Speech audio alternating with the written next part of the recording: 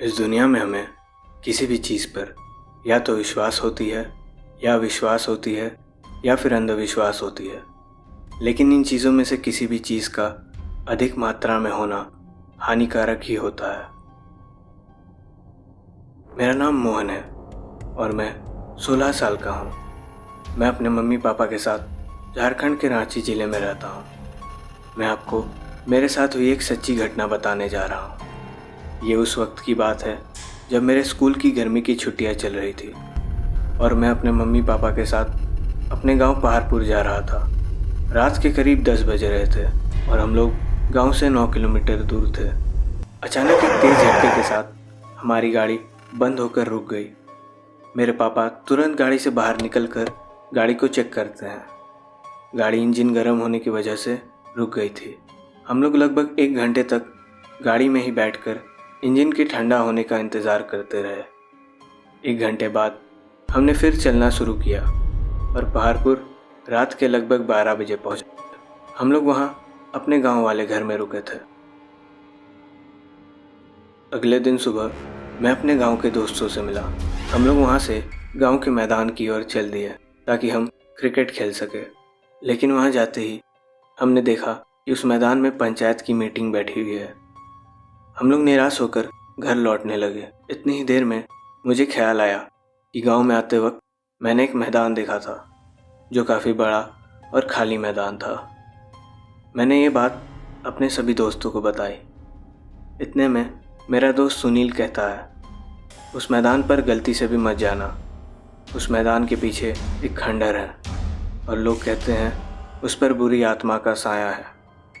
सुनील की बातों को मैंने हंसकर टाल दिया। मैंने सबको बोला कि जो मेरे साथ खेलने चलेगा उसे मैं पार्टी दूंगा। मेरी ये बात सुनकर सब मेरे साथ खेलने चले जाते हैं, सिवाय सुनील के। मैं अपने दोस्तों के साथ उस मैदान पर पहुंचा और खेलने लगा। खेलते खेलते मेरे बैटिंग करने पर बॉल उस खंडर के अंदर चली जाती है। मैं उस बॉल को वहाँ से लाने के लिए जैसे ही जाने लगता हूँ, तभी मेरे दोस्त मुझे रोकने लगते हैं। लेकिन मैं उनकी बातों को ना सुनते हुए उस खंडर की तरफ बढ़ता जाता हूँ। जैसे ही मैं उस खंडर के अंदर पैर रखने गया, अचानक तेज़ बारिश शुरू हो गई। मेरे सारे दोस्त भागने लगे, ये कहते हुए कि उस खंडर पे किसी की साया है। बारिश तेज़ होने की वजह से मैं भी वहाँ से अपने घर चला गया। मुझे आत्मा या भूत इन सब चीज़ों पर बिल्कुल भी विश्वास नहीं था और मैं ये चाहता था कि मेरे दोस्त भी इन सब चीज़ों पर भरोसा ना करें। मैं सोचने लगा अपने दोस्तों को कैसे समझाऊं कि ये भूत प्रेत जैसी कोई चीज़ें नहीं होती।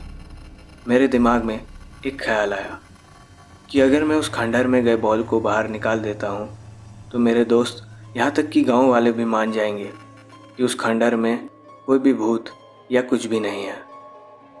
मैं उसी रात उस खंडर के अंदर बॉल को निकालने के लिए जाता हूँ और बॉल खोजने लगता हूँ। अचानक से मुझे ऐसा लगता है जैसे मुझे मेरे नाम से कोई बुला रहा हो। वो आवाज़ मेरे पीछे से आ रही थी। मैं जैसे ही पीछे मुड़ता हूँ, मुझे एक घूंघट लगाई औरत दिखती है जो कि अपने हाथ में बॉल को पकड़कर हाथ को सामने फैलाई हुई थी। एक पल के लिए मैं थोड़ा घबरा गया, लेकिन फिर मैं बिना कुछ सोचे बॉल को लेने के लिए उसके तरफ बढ़ने लगा। मैंने जैसे ही उसके हाथ से बॉल को उठाया, उसने मेरा हाथ पकड़ लिया और अचानक से उसके मुंह पर से घूंघट हट गई और फिर एक भयानक सा चेहरा मेरे बिल्कुल सामने। उसे देखकर मैं ज़ोर से चिल्लाया और बेहोश होकर गिर गया। अगले दिन सुबह जब मेरी आंखें खुली तो मैंने देखा गांव के सभी लोग और मेरे मम्मी पापा सब मुझे घेर कर खड़े हैं और गांव के पुजारी श्री ओमनाथ जी मेरे सर पर हाथ रखकर कुछ मंत्रों का जाप कर रहे हैं। मैं उस वक्त कुछ सोचने की हालात में नहीं था। आंखें बंद करते ही मुझे वो भयानक शक्ल दिख रही थी। कुछ ही देर बाद पुजारी जी अपनी आंखें खोलते हैं और कुछ देर तक मुझे देखते हैं और फिर मुझसे कहते हैं कि कल रात को तुम्हारे साथ हुई घटना मुझे पता है और मुझे ये भी पता है कि तुम इस जगह पर क्यों आए। पुजारी जी मुझे समझाते हुए कहते हैं कि कुछ चीज़ें ऐसी होती है जिनका अस्तित्व मानते हुए उनसे दूरी बनाए रखना ही हमारे लिए अच्छा होता है। उनके ये कहने के बाद हम सब उस जगह से बाहर निकले और अगले दिन सुबह मैं अपने मम्मी पापा के साथ रांची वापस आ गया। उस दिन के बाद न जाने कितनी रातें मैंने बिना सोई गुजारी है। मैं जैसे ही अपनी आंखें बंद करता, वो भयानक शक्ल मेरे सामने आ जाती। वो मेरी ज़िंदगी की ऐसी रात थी जिसे मैं चाहकर भी कभी नहीं भुला पाऊंगा।